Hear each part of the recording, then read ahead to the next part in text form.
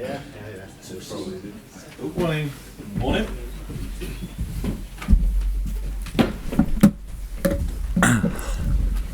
Then face plate. Yeah, sound. Yeah, he's on your position. Yeah. Arne, Gary Neville after the game on Sunday labelled you as huge favourites for the title, so how do you see it now? Is that the first one he does, isn't it? First time he does so. He had a different opinion in the start of the season about us, which probably most people had, so he was not the only one, except for our fans. I've said many times already, we don't look at it at this moment like this. We know we have a difficult week coming up again, and where we fought Madrid and City were very difficult teams to face, which they actually were as well. I think it's even harder to go away in an away game to Newcastle, so we're not even halfway to the season yet. But it's a good position to be in, that's definitely true. Not just a difficult week, because okay, you've got back-to-back away games in the Premier League, but 6 of your next 9 games in all competitions are away from home. You're playing every 3-4 days in that period as well, so just how challenging is that, particularly when you're there to be shot at now as well? Yeah, maybe the last thing makes it difficult, but I think if Liverpool is number 1, 2, 3 or 4, it is always a very special game for the teams we face. So it doesn't matter that much what the league table tells you. If Liverpool comes, then all the stadium is sold out, and everyone wants to play us and wants to have the best game against us, like they have against Arsenal, Man City, and all the others.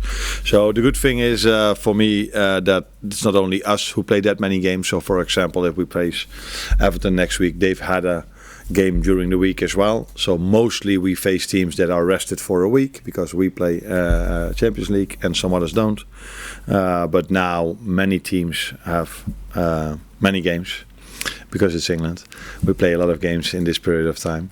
But yeah, I wasn't aware of the fact that 6 of the 9 were away, but now you tell me it makes it even more difficult. But we're ready for it.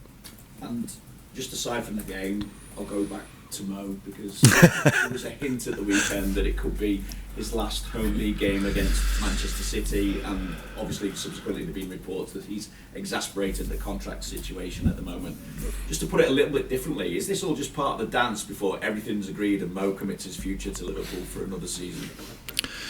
Maybe Mo knows more about the 115 acquisitions that are done, so he expects them not to be in the Premier League next season.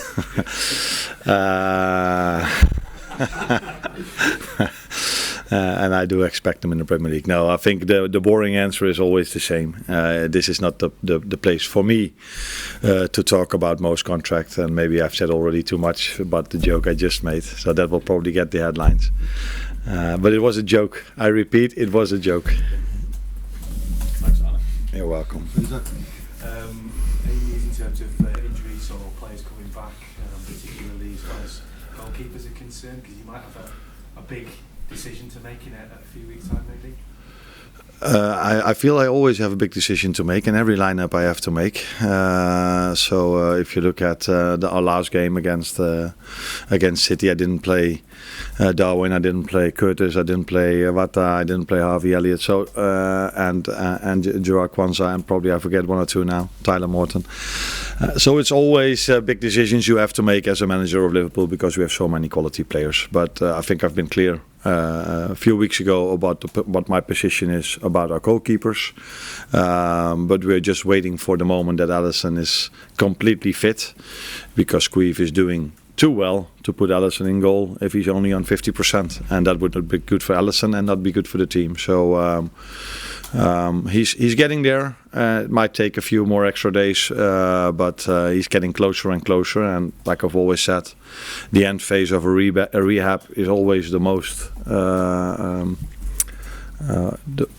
the period where you feel like, okay, is he really there, or does he need a few extra days? But he will be in goal before the end of December, if things continue like they are now. After such an intense week where you've had 2 particularly big tests in Real Madrid and Manchester City, do you speak to the players? Do you look at things? Do you assess things in terms of making sure that nobody now takes the foot off the gas at all?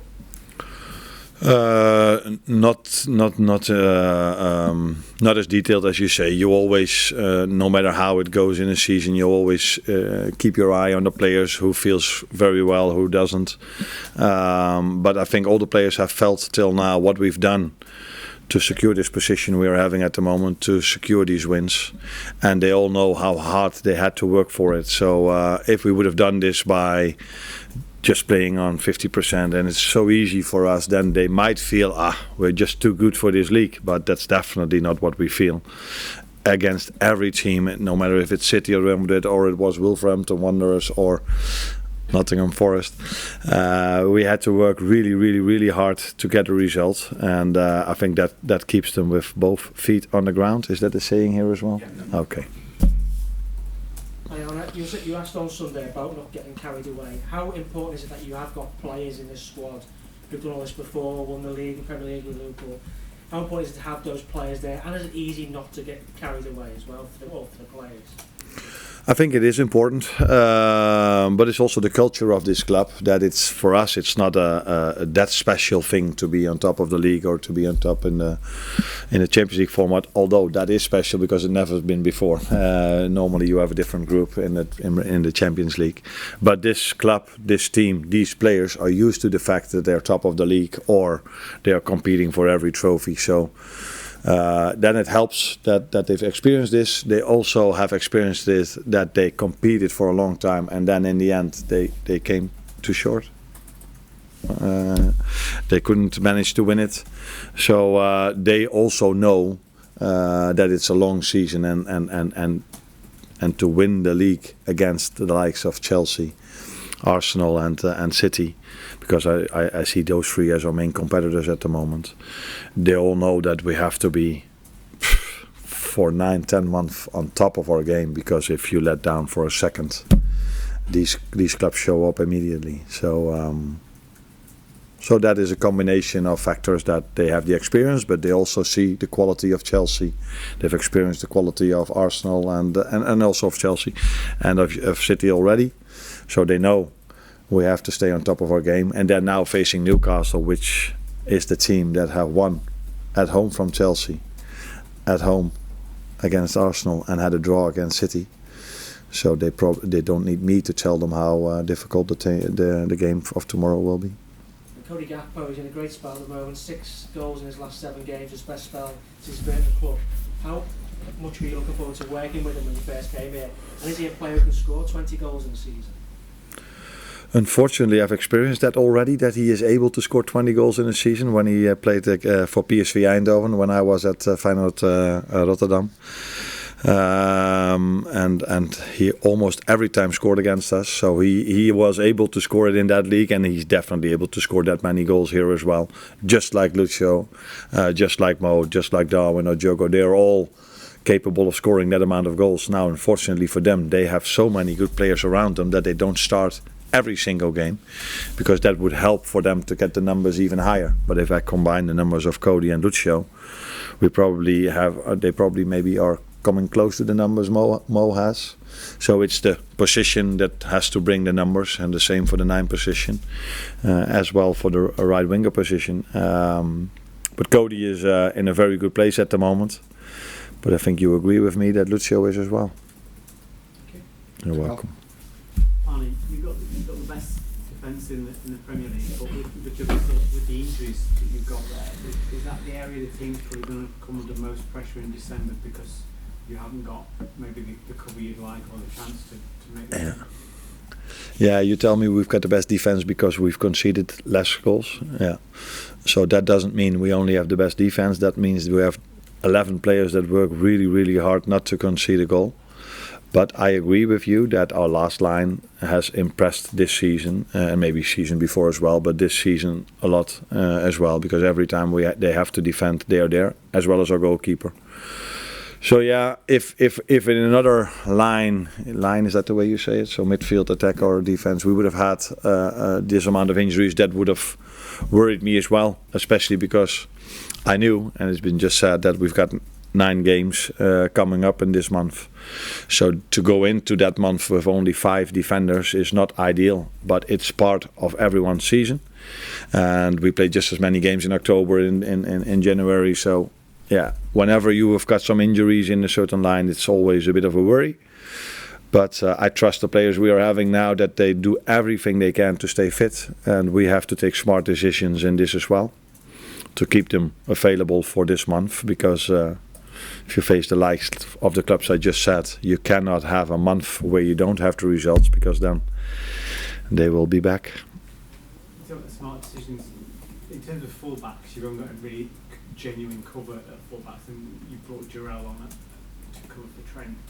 Are you going to have to make some sort of smart decisions there in terms of covering up fullbacks, because you haven't got the genuine article there to cover? Yeah, it depends always on the result. If people judge it as smart, but we have to be creative. Maybe that's a better word to use. For the moment that we cannot use Trent. So last weekend against City, we didn't thought it was smart to play Trent for 90 minutes after his injury, and that's probably going to be the same tomorrow and on Saturday as well. So then we have to be creative, and for me, playing Jarell over there is not so creative. He's able to play there, but maybe for whatever reason, if we need Jarell as a centre back because one of the centre backs can't continue the game, then we need to be even more creative, and if it works out, you would probably call it smart. If it doesn't, it's one of the stupidest things I've done till now. Hi Arne, I wanted to ask you about Mo Salah, a football question. Yeah. His goals and assists have been worth 20 Premier League points so far this season, and he's contributed to 53% of the total of the team. You mentioned that Cody Gakpo and Luis Diaz have got good goal scoring records, but is there a danger of perhaps an over-reliance on him when it comes to assists? Because I think he's nearly got 3 times as many as everyone else in the team. Is there a danger that we rely too much on him? Is that what you're saying? A bit, because but only for the fact that he can, because he's also a human being, and it happened to him last season that he can get an injury as well. And since Federico Chiesa has had a difficult start to the club because of injuries, we don't really have a replacement for Mo. The good thing is that Harvey Elliott is getting fitter and fitter again, and he played his position many times as well. So I'm not afraid that Mo his numbers will drop at all. But when it comes to an injury of him, then we are in a better position on the left wing than we are at the right. But the good thing is Federico is also training with us again, is getting back, and Harvey is getting back. So, but the best thing that can happen to us is that just Mo stays fit and keeps producing these numbers. Arne, just back to the defensive team. Gomez obviously came in for Canate. He's not had loads of football this season, but every time he comes in, he's barely put a foot wrong. How much of a testament is that to sort of his mentality and his quality that he keeps coming in without necessarily having loads of rhythm and performing? Yeah, I think everybody sees his quality, but for exactly the reason you just said, it shows how his mentality is, how impressed I am by his mentality, because it's not always easy to come in during a game or to replace a player that did so well, and I think Konate did really well, and it's not for the first time he's experiencing this. So some players can do this for a season, and then they're like, yeah, now I want to play, I want to go somewhere else. And Joe is patient in a good way. He always makes sure he's ready whenever the club or his teammates need him, and that is special when it comes to his mentality, because not many players can do this for so many years that he has done this. But last season he played many games. I think you could call him a starter that season, and in some other seasons maybe he was more of the first choice, the second choice in every other position in the last line. And for him to keep doing this probably tells you a lot about his mentality, but also what he does on a daily basis in training sessions and at home to stay as fit as he is, because he's incredibly fit and ready to perform, and that is more special than people think it is. That's definitely true. That's Rondo. Arne, you're in a really strong position in the league, and a lot of supporters are saying to consolidate that position when January comes around, maybe to cover all bases, to add to the squad in some areas. Has any discussion been going on with the hierarchy about maybe adding to the squad in January yet? We are having discussions every day, no matter if there's a window coming up or not. So we always talk about the team, which players we like, which players are maybe not in the best place. Fortunately, we talk more about the ones that do well, because almost all of them do really well. And yeah, it is a bit of a worry that 3 defenders are out at the moment. But the good thing is, if the windows opens, the defenders are back. So I've said many times in the beginning of this season, I'm so happy with the squad we are having, and that's not to say if there will be a chance in the market. This club has always shown that they are going for it. That's also what we did with the goalkeeper, which is not even with us at the moment, but we felt it was a chance for us to do it. So that is where this club is known for, and these people like Richard and Michael Edwards are known for. But we are mainly focused now on Newcastle, on Everton, and all these 9 games that are coming up.